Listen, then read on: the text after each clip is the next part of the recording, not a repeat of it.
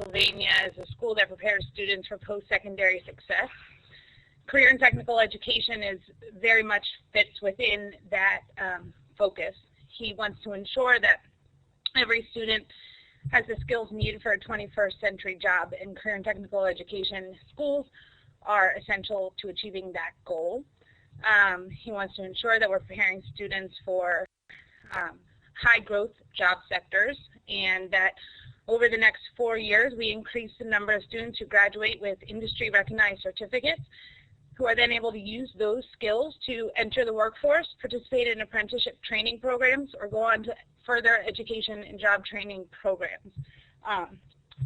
So I'll pass it on to others who are going to get into more detail about the Innovation Grant. But again, thank you for your commitment.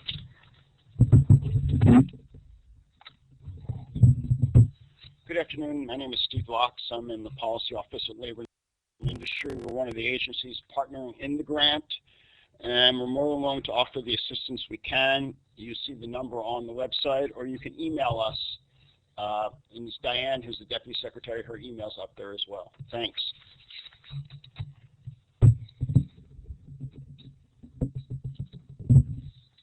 Hi, good afternoon. This is Sherry Collins. I'm the Deputy Secretary for the Office of Technology and Innovation at the Pennsylvania Department of Community and Economic Development. The department is really excited about participating not only with the Department of Education, the Department of Labor and Industry, but certainly with the Governor's Office on this very important initiative as we really try to align the needs of our industry partners in creating this well-developed workforce, which we know is key to Pennsylvania's economic vitality. Thank you.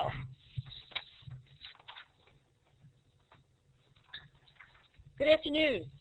My name is Beth Olenoff. I'm the Director of Policy for the Department of Education. I'm standing in for the purposes of this slide for the Department of Agriculture.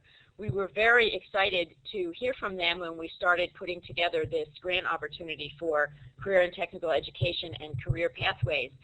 They were happy to tell us that they have some very important, high-value family-supporting jobs that would lend themselves well to a career pathway in partnership with career and tech centers and high schools.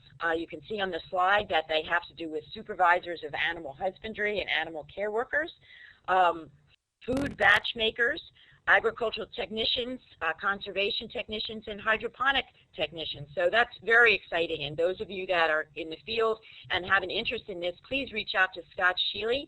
His contact information is on the slide, and he can work with you about the best way to develop curricula and career pathways for these exciting occupations.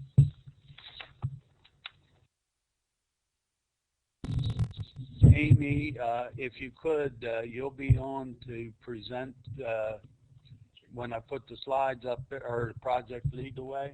So if, nope, JFF, I'll put the slides up there and push the talk button above, and then you can go ahead and talk. All right? Perfect. It's Nancy Hoffman. I'm going to start.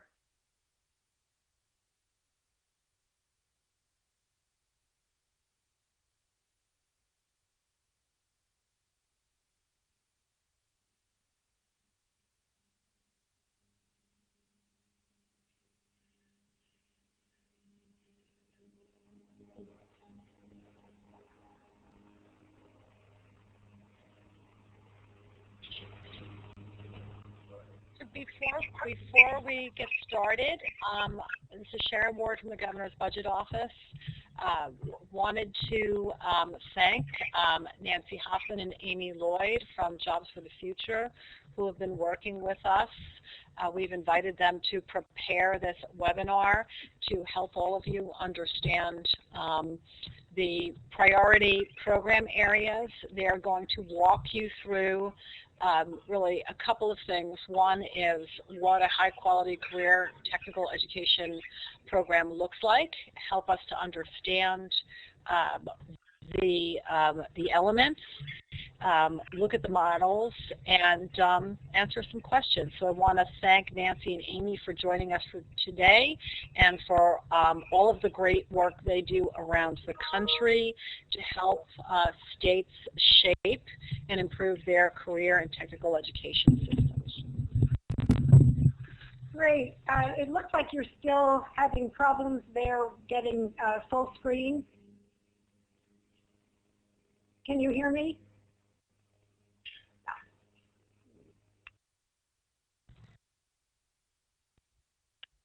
Nance, I could hear you. Yes. Should we just start by talking a little bit about JFS?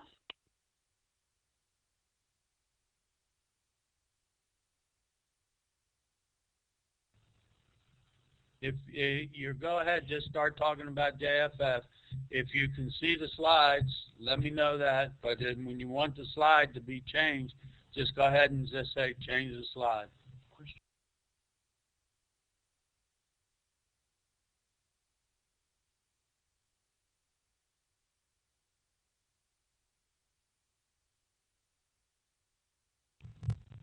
All right, go ahead. You can start talking.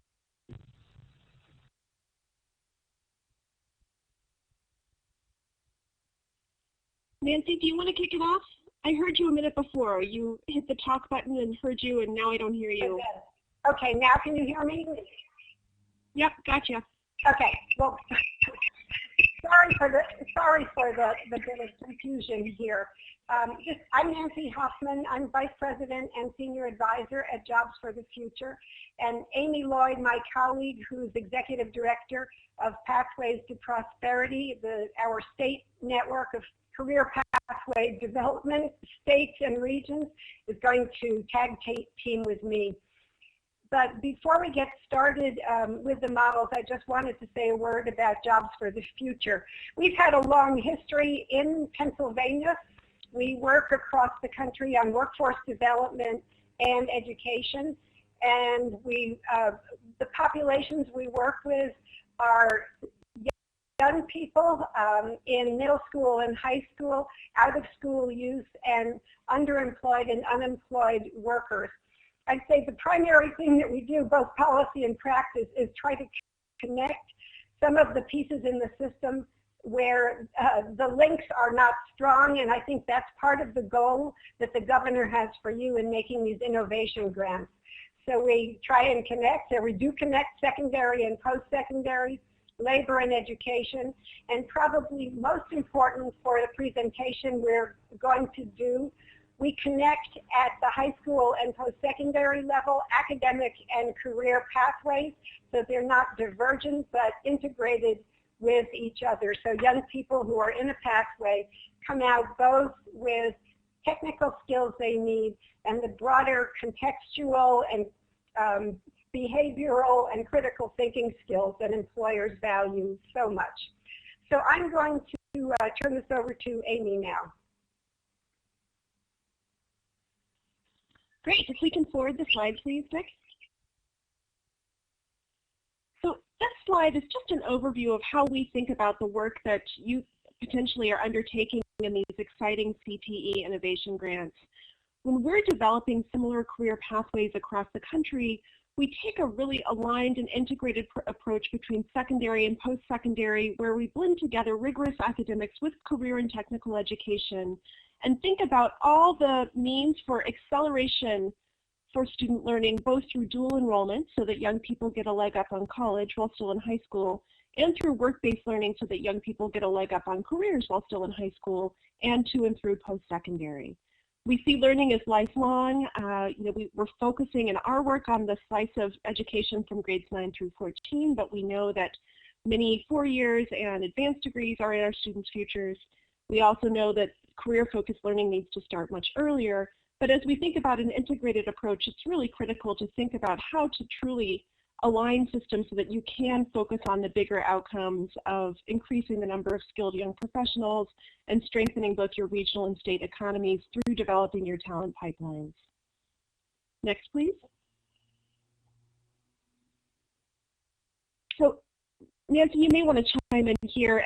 Part of our work entails looking not only across the country but across the world at strong education systems that incorporate career-focused learning. So we look in Europe in particular, in OECD countries for their vocational education and training systems, and look at our states that are strong and see that in these systems we want to have permeable pathways to and through post-secondary technical education. And what we mean by permeable is both that there's a transfer pathway on to further education beyond 2-year, as well as possibilities of changing from one pathway to another. We want to develop a strong foundation of skills for students and specific technical skills for students that allow them to launch a career, but also allow them to change their minds and pursue other careers. A lot of this, I imagine you realize through practice, which is the best learning is learning through doing. And so it's not just application of acquisition of knowledge, but also application of knowledge. And these exciting CTE grants really provide you with the opportunity to incorporate all the great sophisticated theory with application to real-world problems, all the wonderful STEM content and process competencies, all the great 21st century skills that we know students need to be successful, the work-based learning and work readiness skills. And ultimately, we're also thinking about how to respond to the needs of adolescent development as we're developing this talent pipeline, providing young people with opportunities to explore who they are, who they want to be, in a situation that allows them to be in real-world immersion scenarios. Nancy, anything else there? All right, next slide. When we look at pathways that you're developing in whatever industry sector, of course, you want to start with the employer in mind and ensure that the pathways that you're developing really do meet industry needs and are transferable among employers. Excuse me. In other words, you don't want to necessarily set up a pathway for a student to just have one position at the end of the day. You want to be able to have a student own his or her skills and be able to sell them in a broader marketplace. Similarly, we need to think about the end game of employers and how they support students along their trajectory. How are employers in the workplace trained and credentialed to support work with young people? How are assessments given? How do employers participate in assessment processes, both at the workplace but also in schools? We really lean heavily on our employers and our career pathway systems to not only provide work-based learning opportunities, but also to help with the development of curricula and programs of study. And then looking at apprenticeships, looking at employers ultimately having a return on their investment as a result of this work. These are the conditions that we see young people need to have strong, successful partnerships with work-based learning and employers. Next. So we'll jump in a little bit to our Pathways to Prosperity framework. As Nancy mentioned, we work across the country. I lead the Pathways to Prosperity Network, which is a 12-state network. You can go to the next slide. Where we're working across 12 states and about 40 regions with the goal of ensuring that all young people complete high school with at least 12 college credits and some work-based learning experience, attain a post-secondary credential with value in the labor market, launch a career. We want to target those middle skill, high demand, high growth, high wage occupations, and then be able to advance in their careers and continue on in their education as they see fit. We encounter in the field sometimes some stigma around career and technical education, around the role of community colleges, around, well, isn't this tracking? How can high school students decide what they want to be for the rest of their lives? And we really have a strong stake in the ground that we see some form of post-secondary education credential for all is critical, and some form of career-based education for all is critical, regardless of whether you're going on to a 4-year degree, a PhD, or going straight to the workforce. We really want all young people to have these opportunities. Next slide. So as you're designing your pathways and thinking about what structures you might want to have in place, this is what we do in our network. We look to develop these rigorous academic and career 9 through 14 pathways, and the key levers that we see are early and sustained career counseling and information. So how do students and their families learn about the opportunities in your regions?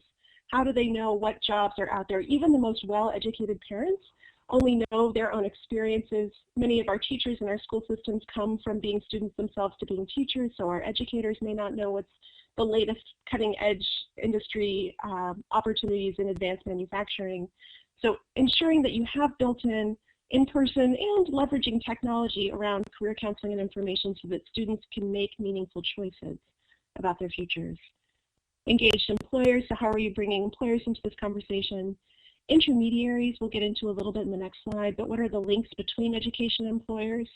I've had an employer described to me working with schools, it's like being nibbled to death by goldfish, because you get all these, you want to do well, you want to commit to working with schools, but you get all these little requests from all these different entities out in the field, and it's hard to have a coherent approach from the employer perspective to engage with schools. And then, of course, the context, which I was really impressed just now by all the agencies stepping forward and saying, yes, we're committed to this work, you can turn to us for help. You in Pennsylvania have such a great advantage right there in that you have committed state leaders and a favorable policy environment that's really encouraging you to think collaboratively across sectors about this work. So organizing around an intermediary, this is just a quick nod to explain what we mean by a regional intermediary. We see these roles as being essential.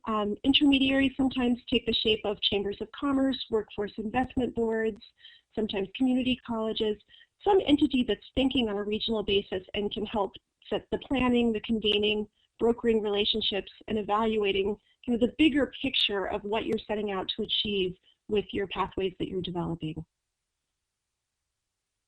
Next. As you're developing your pathways, and I saw some specific occupations come up, especially in the agriculture slide that we saw just a few minutes ago, always begin with data and the end in mind. Look at labor market information, both traditional labor market information and real-time labor market information. Talk to employers, get a sense of what the real needs are in your region, and build pathways that give students an opportunity to engage in real needs once they graduate. These are the three sectors that we found emerging as most prevalent across the nation, and of course from region to region they'll vary a little bit. Sometimes other sectors displace these in regional importance, but by and large across the country we see IT is critical because it is cross-cutting across all industry sectors. Advanced manufacturing is experiencing a tremendous resurgence both in small precision manufacturers as well as larger manufacturing firms. And then health careers, of course, is a continually growing opportunity.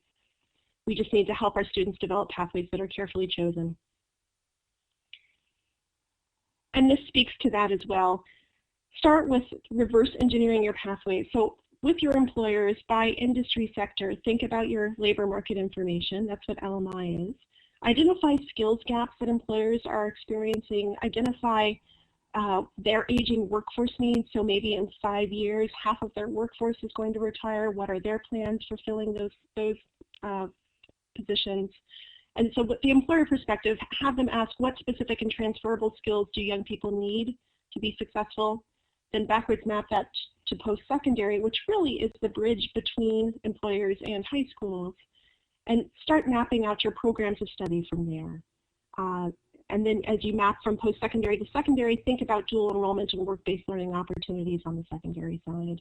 We recommend that you build in regular cycle times to work with across all these partners, employers, post-secondary and secondary, to revisit your programs of study to ensure that they're on target. Next.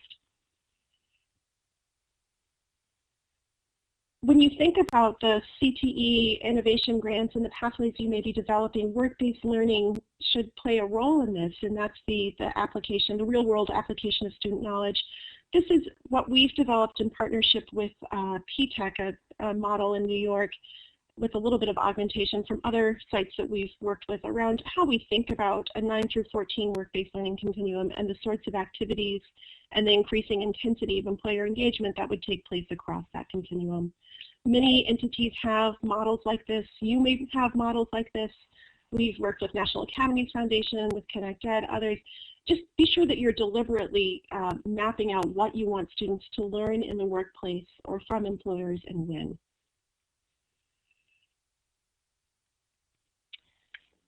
And we often encounter as we meet with regions in this, well, this is, we're already doing this, or this is just like school to career, or, how does this differ from what has come before it? And yes, we're definitely standing on the shoulders of giants, and career and technical education has a long history of developing innovative pedagogies and real-world connections for many students. But what we see is different in this opportunity now is that we're really building deliberate bridges between high school, post-secondary, and the labor market. And the curriculum really is truly reverse engineered from employer needs with STEM skills embedded. Thinking about your incredible opportunity of not just your local implementation of these grants, but having the statewide leadership and capacity building and support, all the cross-sector work, work-based learning, dual enrollment, and ultimately recognizing that these pathways that you're building are bigger than just career and technical education. You're helping all students who engage in them think about their career prospects, whatever their post-secondary visions may be. Next. Nancy, do you want to jump in here and talk through P-TECH and the STEM Early College High School and SAPU?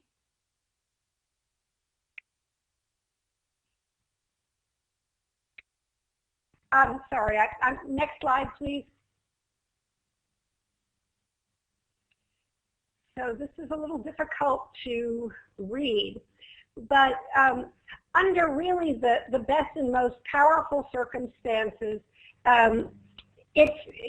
you will do very, very well if you have an employer partner who really takes a lead in sponsoring your school or set of regional opportunities. We've given you some examples here, and we're going to go a little deeper into a few of them. Many of you have probably heard of P-TECH.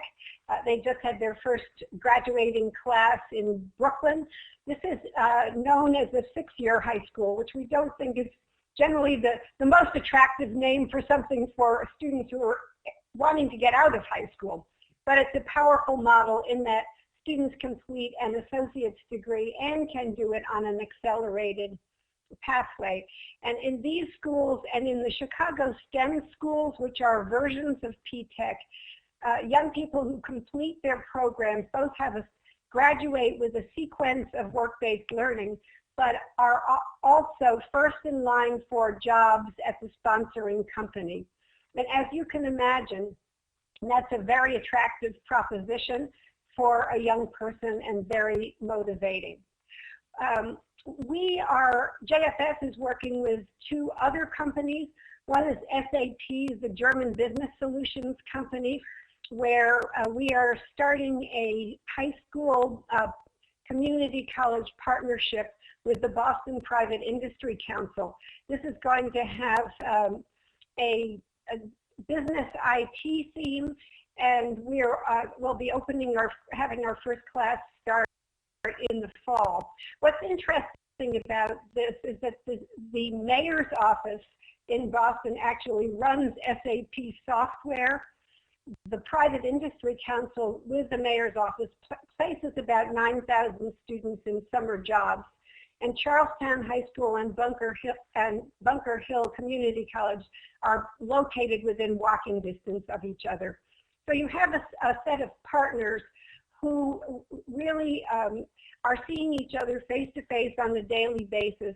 And for the young people, they've made numerous visits to SAP in the Kendall Square high-tech neighborhood, and will eventually see how the mayor's office is using SAP software. So the point here is that even though we're starting with 8th and 9th graders, they will see from very early on how the rigorous skills that they need to learn in IT, math, and science are applied in the workplace. We saw earlier, whoops, could you go back? We saw earlier when the State Department introduced particular areas of interest, that agriculture is one of them. We are working with one of the largest agricultural companies in the Central Valley in California, Paramount Academies, and their parent company, Roll Global, is the world's largest producer of tree nuts. The company actually has a long history of supporting young people in the community to stay in school and to go on and provide scholarships. But they've really ramped up their participation in the community by supporting 5 high schools, 3 community colleges, and their employers to backward engineer, as Amy explained, curriculum in 3 areas: plant science, agriculture mechanics, and agriculture business. And those young people are already present in in the company and acquainted with a range of people in the company, and will be provided paid internships as well as will be first in line for jobs. Next slide, please. And I cannot, I can't read this given. Can you? Yeah, this just is the SAP statement of commitment from an employer perspective. So it reads, Nancy, in an effort to increase the number of qualified IT professionals, multinational software company SAP is partnering with high schools and community colleges to create 9 through 14 pathways in IT where students earn college credit while in high school toward an industry-recognized degree. Great, thank you. Sorry about that, it's just the screen is very light. So I mentioned, and I think it's worth taking a close look at this slide because most of you are designing high school post-secondary pathways, and while we started with a regional and even state systemic view, you'll most likely starting with a school, but schools need partners. So you can see here in more detail the partners that are working with Charlestown and Bunker Hill and the various roles that each entity plays. I want to just point out as particularly important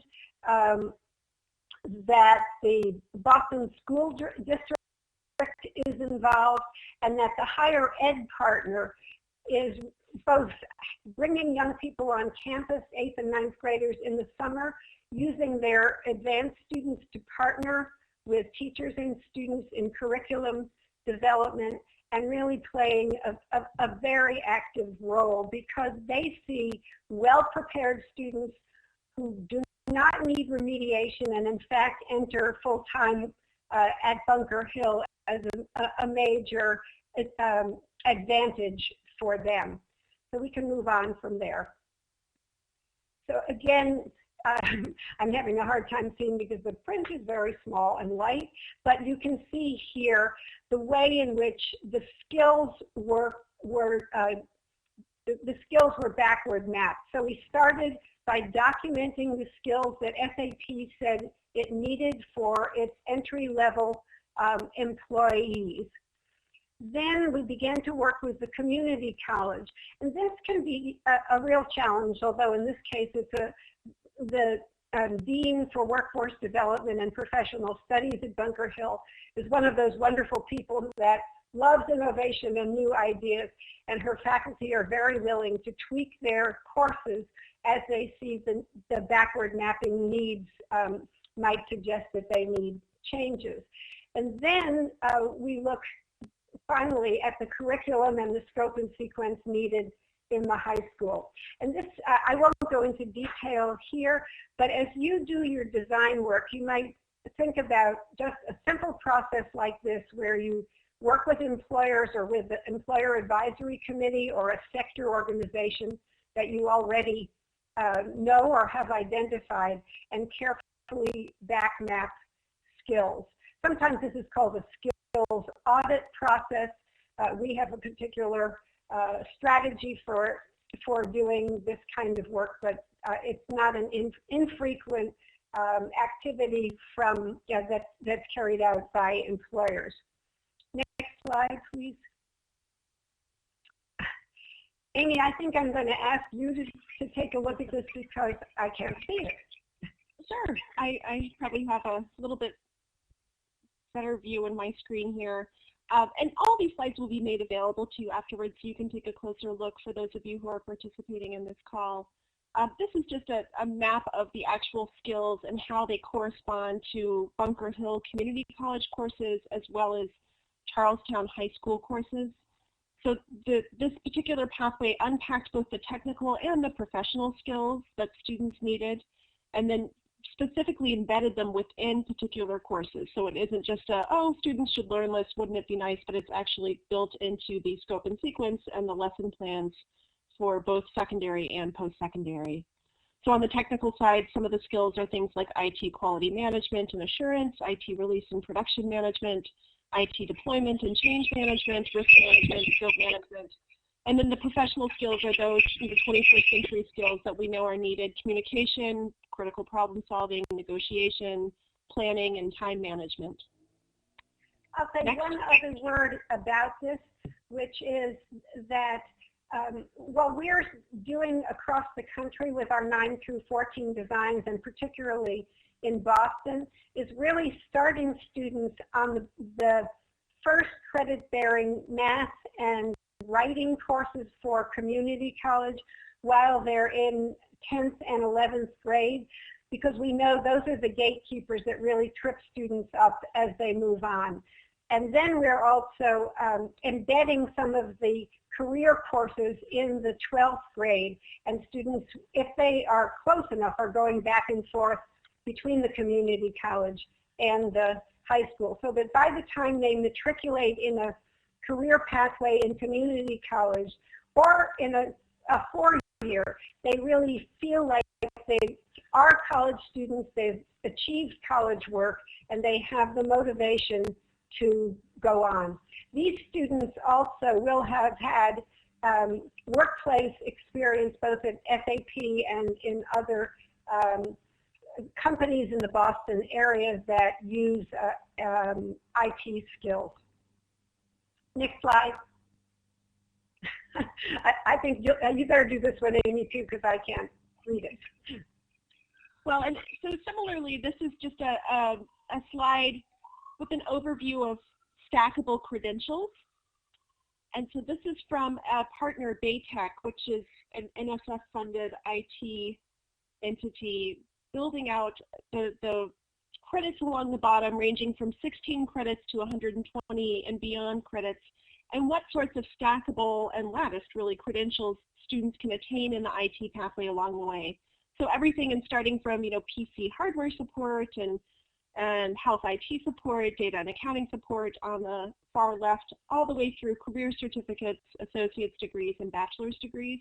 So as you're building out any program study, think about what industry-recognized credentials your students can earn while in high school and how those link to learning in post-secondary. So think about the stackability of the credentials and the transferability to the market. And this is even smaller text, but this is just another slice into how P-TECH in particular, which is an IBM-sponsored early college that Nancy mentioned, and which is one of the models that's featured in your CTE Innovation Grants, is looking at its work-based learning continuum. So from the top to the bottom, you've got years 1 through 6, and a work-based learning continuum that starts from career awareness, through career preparation, through career application. And so they map out specifically what happens each year in terms of project days, virtual enterprises, internships, and then a paid apprenticeship and capstone project, and what the emphasis is on instruction with respect to work-based learning.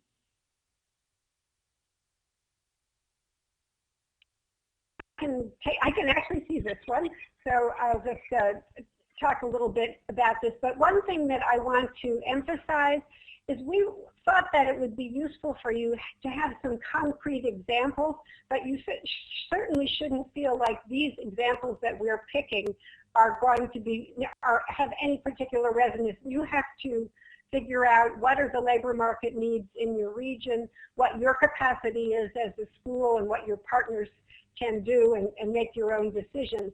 But it's the level of granularity and the kind of planning that the backward engineering that we really wanted you to see. So the goal of P-TECH is for students to graduate. They offer 2 associates in applied science, electrical mechanical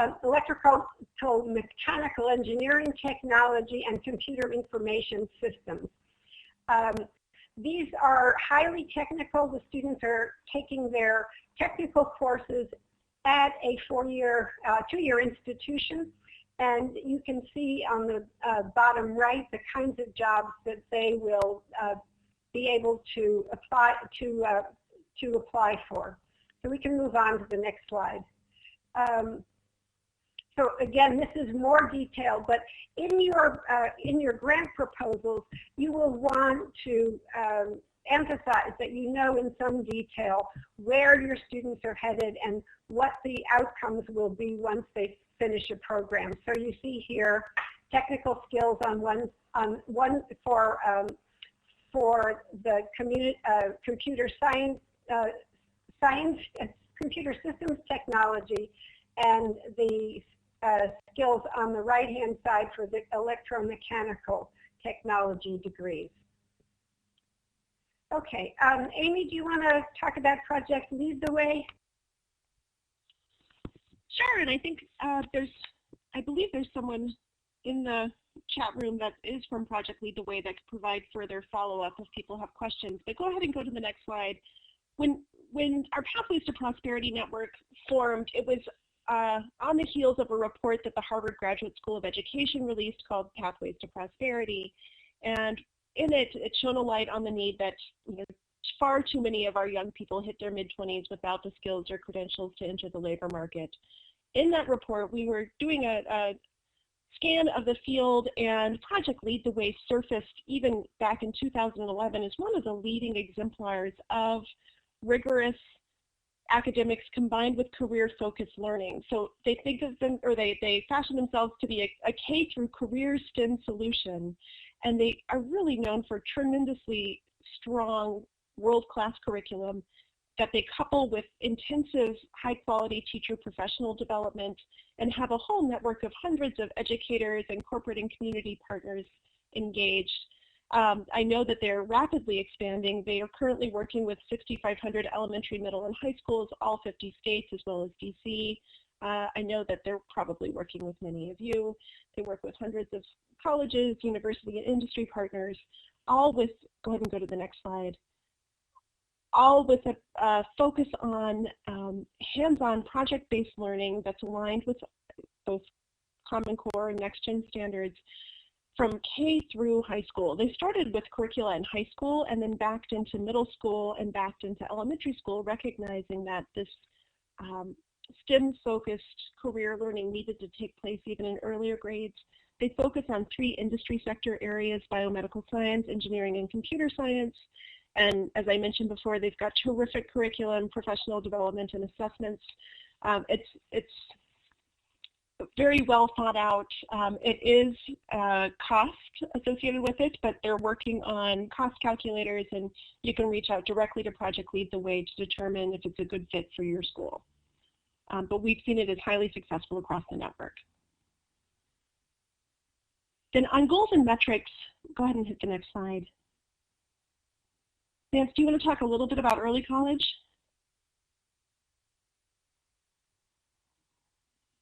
I can keep rolling. So I got it. Forgot my button. So one of the things that encouraged us to create in our framework for Pathways to Prosperity and to advocate for others like P-TECH to do integrated grades 9 through 14 aligned curriculum, and the very strong outcomes that we have from now around 13 or 14 years of work with early colleges. And we just thought that it might be useful for you to see as a kind of benchmark what the outcomes are.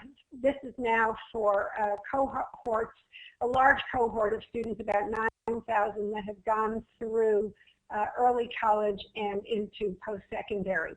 So about 92% of students are graduating from high school, substantially higher than the country average and much higher than that for low-income students.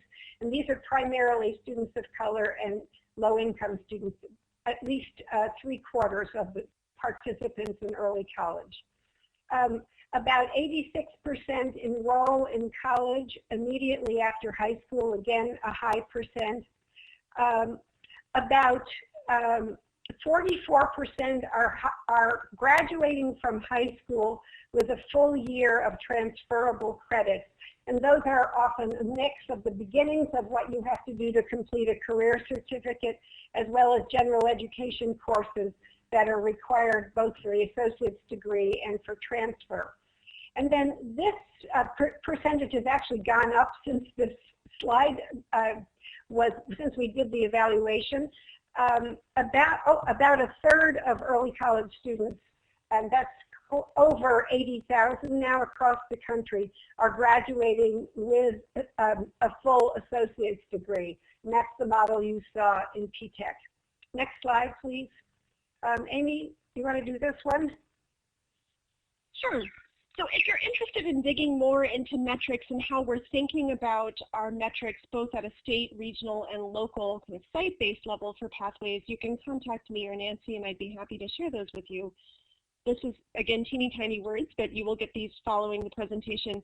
This is our bigger kind of overarching metrics in terms of how we track whether or not our pathways are in progress at early secondary, late secondary, post-secondary, and career.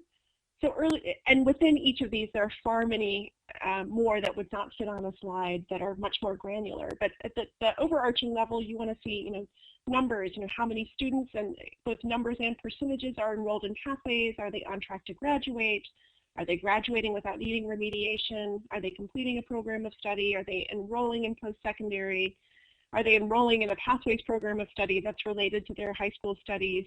Are they leaving post-secondary with credentials? These sorts of things that you know to track about high school engagement, completion, college enrollment, persistent completion, and then on into the workplace. Are graduates finding a job? Are they finding a job in the field of study that they pursued? Are they earning a family-sustaining wage? And then from the employer perspective, are we meeting that skills gap and ensuring that those high-demand, high-growth jobs are being filled? Again, we have some granular ones under there, but that's a good kind of overview. So I can, and then I'll say a word about these. So this is, I think, our final slide, and I just we included here a wide variety, different kinds of very, very strong schools that have good career pathways that you might want to take a look at. So CART is a very unusual kind of workshop school with big open spaces and a very strong interdisciplinary curriculum. It's a part-time program that students come to from Fresno and the Clovis, where the school is located. Worcester Tech is one of the Massachusetts vocational technical high schools. It's where President Obama gave the commencement address last year. It was turned around by a very talented principal.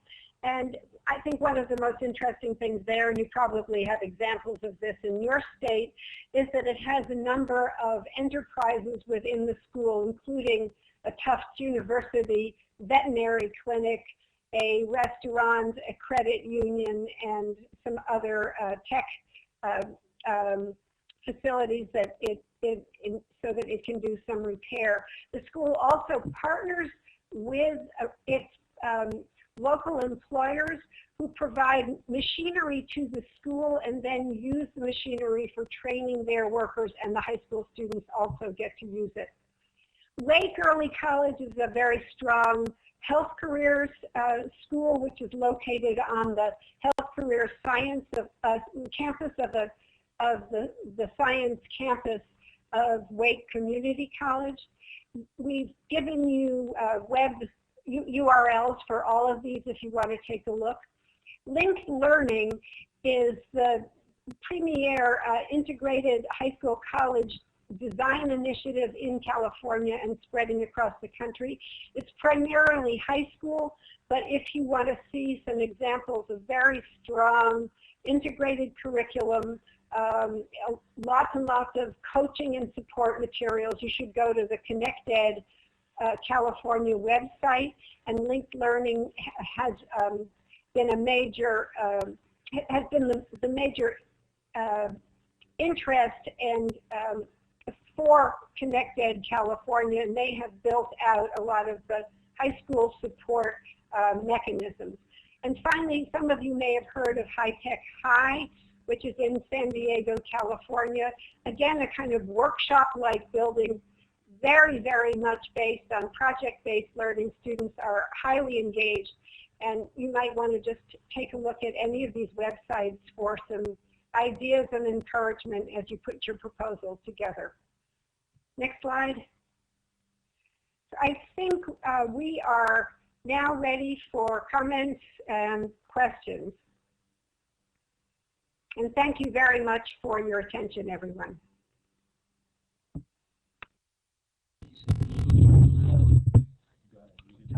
This is Beth from the Pennsylvania Department of Education. Again, thank you so much, Nancy and Amy.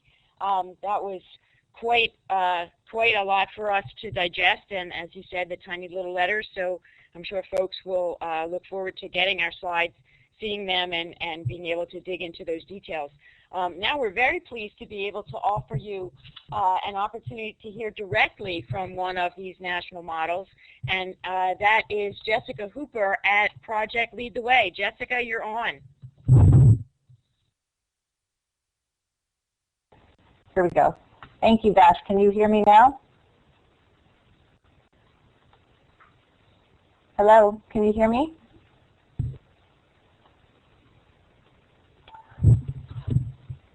Go ahead. Okay, great. Project Lead the Way is a national nonprofit organization, and I'm really excited about the opportunity to present to you all today. And thank you, Amy, for the great introduction through the Pathways to Prosperity report. He gave a great overview of what we do.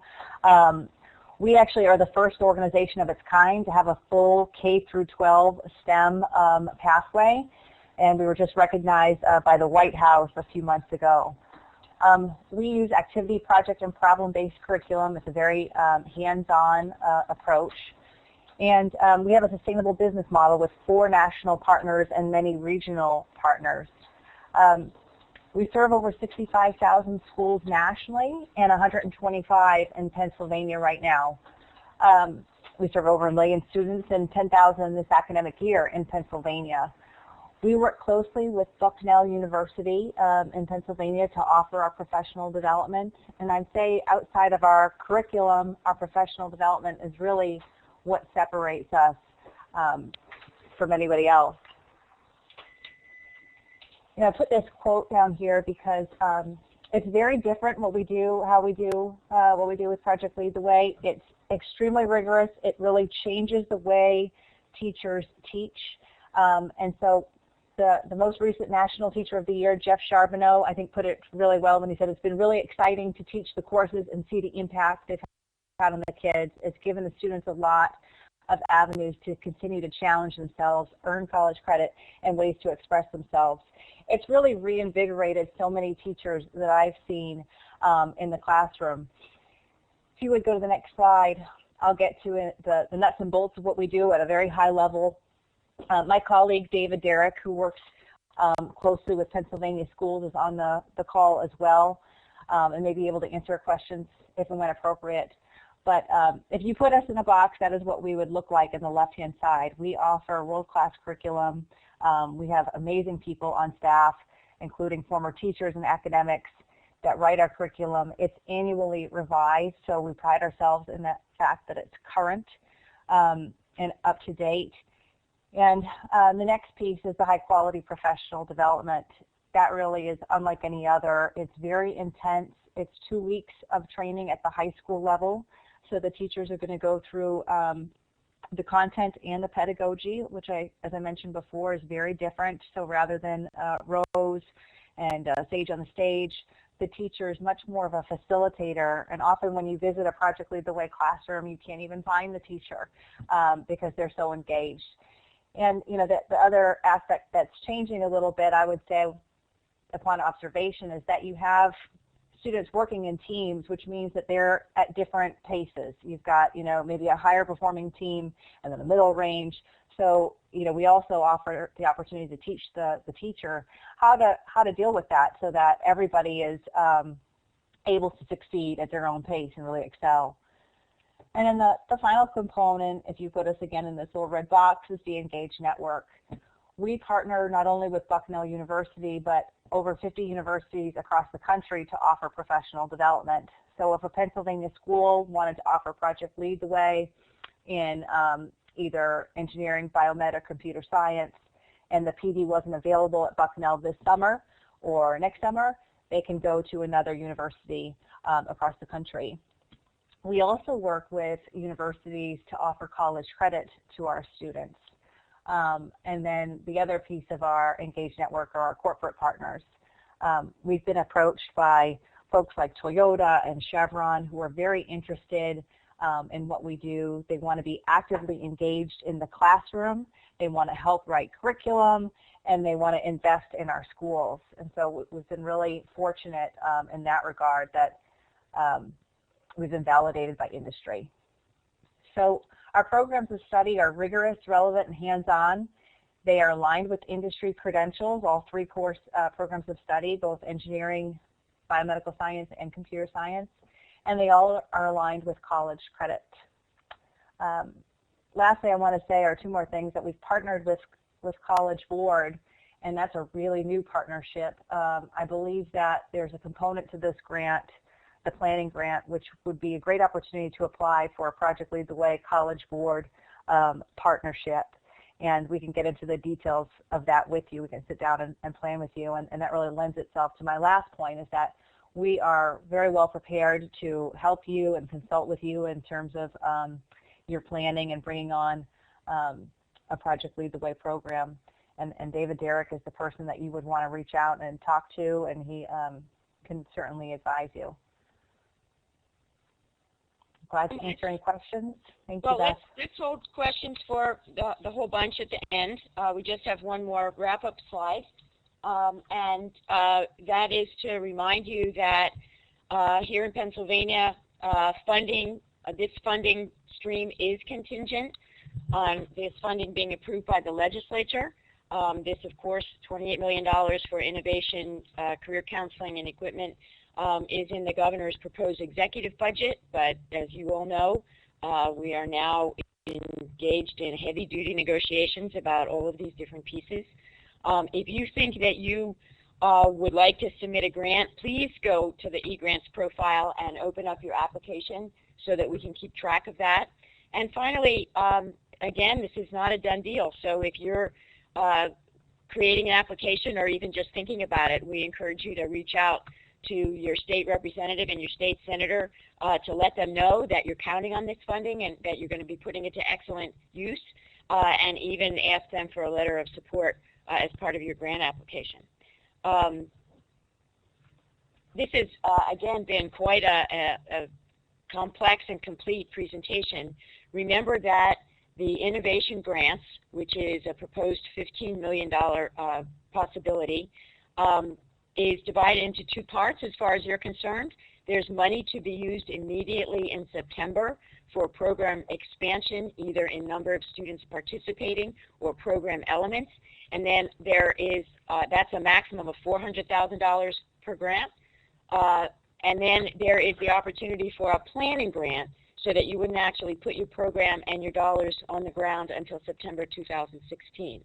So keep in mind that you have both of those options with this one $15 million grant opportunity, $15 million grant opportunity, and of course all of the required partners that are part of that.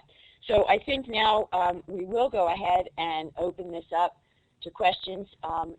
Dick, should they raise their hand? Should they type in the chat? How should we do that?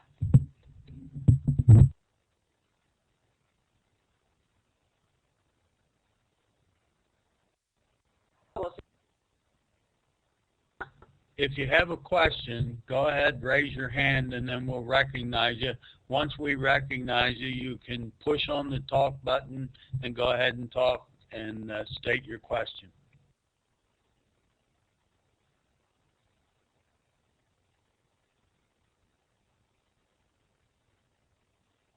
Go ahead, Adam.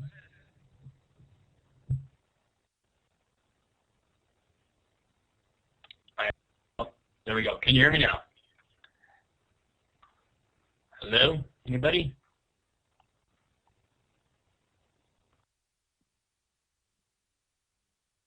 My question is, if you can hear me, when you're writing the planning grant, how do you flesh out what your costs are going to be until you've done the planning process? Because that's why I'm having trouble right now with the grant proposal. Adam, so you have to consider as you're working with your partners or what you think those costs would be. I mean, as you're, you know, the planning grant. Of course, you're going to bring your partners together. I'm sure there will be a cost there. Adam, you can assume $400,000 for the next year. Was that your question, that you didn't know what you would have available? Well, no, not what I have available, but in the grant or the proposal, you're supposed to itemize what each entity or partner is going to be doing, and then you need to put your budget out there. But if you haven't done the planning yet, how can you list those items? Because that first year is designed to plan it. Well, the first year, so we're giving you $100,000 to spend pulling your folks together.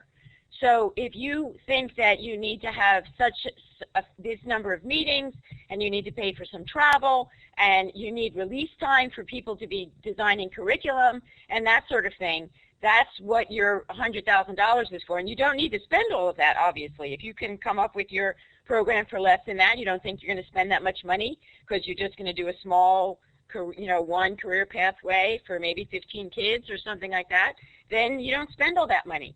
But you're basically asking us for the money that you will spend for the planning process. Maybe you want to talk to some of these best practice folks to get an idea of what a planning grant looks like, and then see how it applies to what you have in mind. Okay, thank you. I just was trying to identify, because in order to meet and work with all the different entities, I don't know that we have a staff member on site that has the time to coordinate everything. So I was wondering whether or not that those monies can be used then to hire somebody who would actually be that liaison and develop this plan over the 15-16 school year. The lead applicant would probably be the one to do that. Adam, what kind of entity are you from? A current tech school. Okay, so you can be a lead applicant. And yeah, if you need to hire some additional staff to help you put this together, that's exactly what planning money is for. Okay. But I'm not sure how to write that into, like, for instance, question number 1, outline details of required partners' role in ensuring student opportunity will be increased to enroll in high-performing CTE programs. You got to have some meetings before you submit your application with your partners. And because we don't have a lot of time, and that's, you know. No, you don't have a lot of time. Sorry about that. Okay. Okay, thanks, Adam. Kirk? Yes, hello there. Go ahead. Director of the Chester County Technical College High Schools. And I've got Kirk, can you speak closer to the microphone? We can barely hear you. Okay, can you hear me better now? No, it's not. Where's your microphone? It's right on my computer. Well, put your face closer to it. All right, can you hear me better now? Yes. All right. So I'm on the Workforce Investment Board for Chester County, and they clearly are going to get on board with this. So is the Chester County Economic Development Council. But I still plan on us being the lead in this process. So what I'm hearing is that first year can be utilized to develop what this plan will look like and what we're going to be putting in place. Let me stop you. You can be the lead, small l, but the lead applicant that actually files the application has to be a CTE or an eligible LEA. Yeah, I am a CTE. Oh, sorry. Lee just poked me and said that. Okay, go ahead. So yes, you can apply for a planning grant up to $100,000 so that you're developing something new and won't have dollars to spend on the ground until the following year. And obviously you'd be applying again for the on-the-ground money based on the planning grant results. So is the planning grant different than the innovation grant? It's one of the pieces of the innovation grant. The planning grant has 2 sub-grants, and we started to write it that way, and then for some reason we got pushed back. So you can either apply for the innovation expansion of capacity piece, small letters, we didn't separate it out. You go under the innovation grant application and say, we want the planning grant, and it's up to $100,000, and we start our activities in September 2016. And those activities could simply be getting staff trained working with the WIB and the Economic Development Council and my industry partners to design what this program would look like then in the following year. That's correct. And then in that following year, I'd have to apply again to potentially get equipment, resources, or possibly personnel to facilitate the program. Well, then you'd have to get operating money, right? And that would, we hope, would be the same sort of scenario with a grant available of up to $400,000 for the year. So that's what you can plan on. $400,000 for that second year? Yes, the first year of your program. But what if I want to do it all at once for the first year? You mean plan and have a program at the same time? Yes. So plan for a new program, or plan, what do you mean do it all at one time? Well, probably supplement and improve things that are already in place that would include, you know, the partnerships with the industry folks, advanced manufacturing, and we've got multiple dual enrollment agreements with colleges and universities. So you want to put money on the ground September 2015? Potentially, yes. Okay, that's a maximum of $400,000. So you can't, and if you were thinking at the same time you'd like to plan for a different career pathway, you could ask for the $100,000 to be working on that additional program, that separate program, and that would be a planning grant. But if you're talking about the one career pathway and you want to just keep building it and growing it, that's the $400,000 expansion of capacity grant. But they are all within, on the E-grant system. Yeah, and they're all within the $15 million pot. But are they all under the innovation grant? You just have to use different tabs. Correct. So you go into the E-grant, and if you're applying for both, you'll have in the first text box where it's asking you who are your lead applicants. I would assume that are not the lead applicants, but the partners, whatever the first question is. You put down there that it's the enhancement grant, and then put in text. Then below that, you put in the planning grant, and you put in the text. Okay. Well, once I dive into that, I will likely have some other questions. And okay. Who will be the right people to reach out to? Yeah, so John Bonchak, Monique, and I. And all that contact information is right in there in the grant document. Okay. Great, Kirk. Thank you. Thank you. Who else?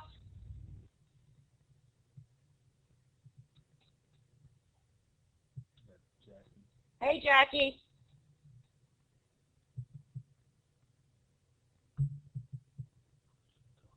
Jackie, push the talk button.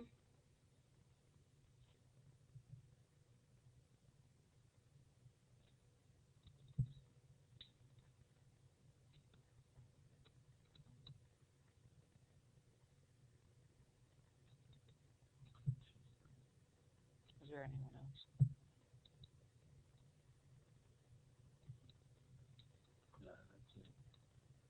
Okay, last chance. Jackie, push the talk button with your, your little arrow on the cursor. She left. Okay, who else? Go ahead, Lisa.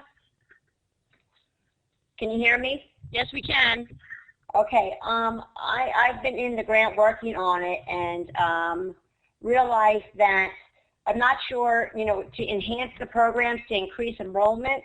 One of the things we want to do is be able to continue projects and the purchase of materials and equipment and things to be able to enhance the program to increase enrollment. But I didn't see anywhere in there that allows for this, for supplies or equipment, because the objects in the objects are in the 600 and 700 categories.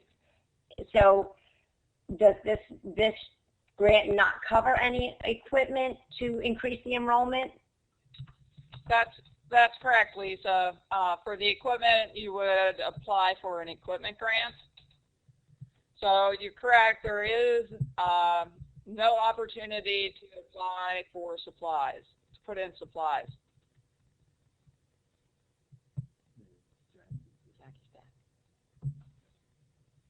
Hi, Jackie. Oh, never mind. Jackie's having trouble with her. Yeah. Well, she knows where we are. Yep. All right, last chance. Anybody? Okay, thank you so much. We look forward, Lee staff will be looking forward to hearing from you individually, and we thank you and we thank our other agencies of state government that are our partners in this important opportunity, and we look forward to seeing what you're going to do to help the kids in Pennsylvania. Thanks again.